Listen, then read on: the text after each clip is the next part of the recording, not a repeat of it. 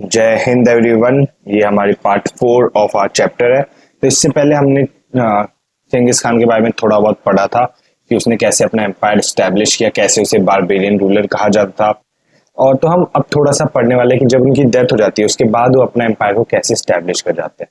उससे पहले पढ़ने के लिए हम आप ये चीज देखिए, यहाँ आपको मैप दिख रहा है।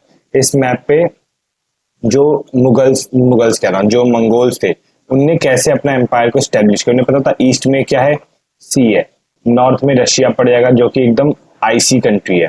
फिर उनके पास ऑप्शन क्या बच गया था, साउथ जाने का और ईस्ट जाने का। साउथ में उन्होंने कंप्लीट चाइना को कैप्चर कर लिया था। ईस्ट में ना कुछ हद तक उनने यूरोप के कुछ हिस्सों को कैप्चर किया, बट ज्यादा एक्सपेंशन हो नहीं पाया था। क्यों, ये हम आगे पढ़ेंगे इस चैप्टर। फिर जब हम मंगोल्स की फैमिली ट्री के बारे में बात करते हैं, इस वाले में देख लेते हैं। इसी मैप में दिखाता हूँ अलग से क्या दिखाना। ये देखो, ये जब हम बात करते हैं ये कौन है, ये हमारे चंगेज खान है जिसके बारे में मैंने आपको पिछली वीडियो में बता रखा है। फिर उसके बाद जब हम ये तीन नेम देखेंगे, जोची, चागताई, ओडीग और तुली, ये उनके 4 ऑफिशियल बेटे। ऑफिशियल मतलब कि ऐसे तो बहुत सारे बेटे थे, बट जो उन्हीं बेटों का नाम लिया है जो इंपॉर्टेंट थे इस एम्पायर के, जो जिनने अपना नाम हिस्ट्री की बुक्स में दर्ज किया। फिर देखो जोची के भी बेटे, फिर ये तोलोई का भी एक और बेटा है जो हम आगे पढ़ेंगे मोंग के। ठीक है, इन चारों का नाम, इन 5 का नाम इस चैप्टर में दिखाया गया, इसलिए मैंने आगे बढ़ने से पहले आपको यही चीज फैमिली ट्री समझा दी।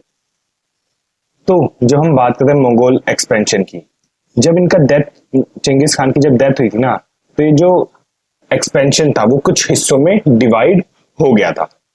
पहला जो एक्सपेंशन था, जो फर्स्ट एक्सपेंशन, वो 236 से लेके 42 के बीच में था, जिसमें हमने रशिया के कुछ हिस्सों को, बुल्गारिया, कीव, पोलैंड, हंगरी, इन हिस्सों को हमने कैप्चर कर लिया था। हमने मतलब चंगेज खान ने कैप्चर कर लिया था। जो सेकंड फेज था, सेकंड फेज कब से था, 1255 से लेकर 300 तक। इसमें क्या था, हमने चाइना के, इसमें चंगेज खान ने चाइना के कुछ हिस्सों को कैप्चर कर लिया था, ईरान, इराक और सीरिया के कुछ हिस्सों को कैप्चर कर लिया था। ऐसा नहीं था कि मंगोल्स में जो थे, जितने भी रूलर थे या जितने भी किंग आए, वो हमेशा ही जीतते रहे। कुछ टाइम, कुछ डेकेड्स के लिए हम हारे भी थे। हम मतलब यार मंगोल्स, पता नहीं बार बार हम क्यों निकल रहे हैं मुंह से। जैसे यहाँ पे लिखा हुआ है 1203 के करीब में, 1203 के करीब में कुछ डिकेड्स जो थी वो मंगोल्स हारते रहे थे। बट जब हम बात करते हैं 1260 के बाद के, उसमें काफी ज्यादा जो कैंपेन्स हुए थे, हम मंगोल्स जो थे वो अच्छा खासा एक एक्सपेंशन कर नहीं पाए थे। कहाँ के लिए, वेस्ट की तरफ।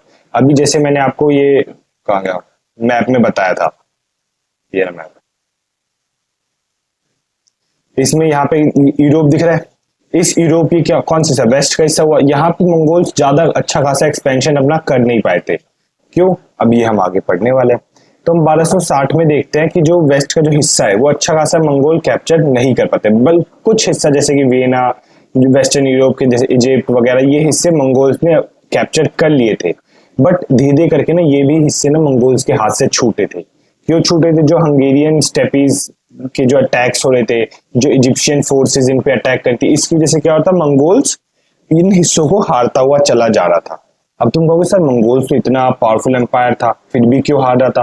क्योंकि अब क्या होता, चंगेज खान की हो गई थी डेथ। अब मान लो ये एम्पायर है, ये मान लो 10 रुपए है, ठीक है, ये है किसके पास, चंगेज खान के पास। अब उसके 4 बेटे हुए। अब अगर 4 बेटे होंगे तो सबको 2.5 2.5 2.5 2.5 मिलेगा। अब देख रहे हो ये जो एम्पायर जो एक काउंट करके एक साथ 10 बन रहा था, वो अब कितने 4 हिस्सों में डिवाइड हो गया। एग्जाम्पल के लिए बताऊं, वैसे तो काफी हिस्सों में डिवाइड होने लग गया था, बट अब धीरे धीरे जो पावरफुल होगा वो इसका भी कुछ हिस्सा ले लेगा। मान लो ए है, ये पावरफुल है तो बी का भी कुछ हिस्सा ले लेगा, ये सी का भी कुछ हिस्सा लेगा, डी के भी कुछ लेगा, डी बी का लेना चाहेगा, डी ए का लेना चाहेगा हिस्से। तो यही चीज हो रही थी आपस में।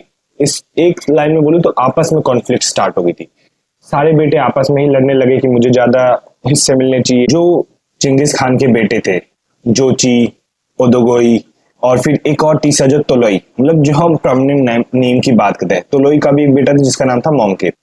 अब क्या था कि जो ये 3 थे, जोची, तोलोई और ओदगे, इन सबके व्यूज अलग अलग थे, अपने अपने व्यूज से अपने अपने हिसाब से लड़ रहे थे। अब जो तोलोई थे, इनका क्या था, इन्हें था कि भाई हमें ईरान कैप्चर करना है 2050 में, मतलब 1250 में सोचा कि हम ईरान कैप्चर करेंगे। उसके बाद इनका इंटरेस्ट चाइना की तरफ जाने लगे। देख लो जो शिफ्ट था ना, उदगोई का कहीं और शिफ्ट था, जोची का कहीं और शिफ्ट, मतलब उनका व्यूज, इंटरेस्ट, ये सब कहीं और था।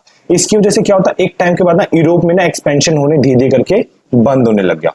अब कोई, मैं हूं, मैं भाई हुआ, अगर मेरे और मेरे भाई के बीच में अगर कुछ ना कुछ मेंटेलिटी या फिर कुछ ना कुछ अलग चीज का डिफरेंशिएशन होगा, तो हम दोनों एक पेस पे वर्क नहीं कर पाएंगे। और वही चीज होने लग गई थी जब चंगेज खान के जो बेटे थे वो अलग अलग व्यूज पे वर्क करते, तो इस वजह से एक तरफ का पावरफुल एक्सपेंशन नहीं हो रहा था।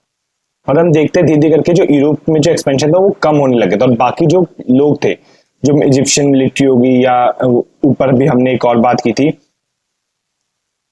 ऊपर हंगेरियन स्टेपीज वगैरह, ये सब क्या करने लगे थे, मंगोल्स को आपस में ही तोड़ने लगे थे। अब मंगोल्स को अटैक कर रहे, मंगोल्स आपस में ही लड़ रहे हैं। तो मंगोल्स के जो ऑफस्प्रिंग थे, जैसे जोची हो गए, टोलेरिड्स हो गए, ये आपस में ही कहाँ लड़ रहे थे, रशिया ईरानियन फ्रंटियर पे लड़ रहे थे आपस में ही। अब जब कोई आपस में ही लड़ेगा तो कोई तीसरा बंदा तो आराम से आके उन दोनों को हरा के जा सकता है कि नहीं जा सकता है।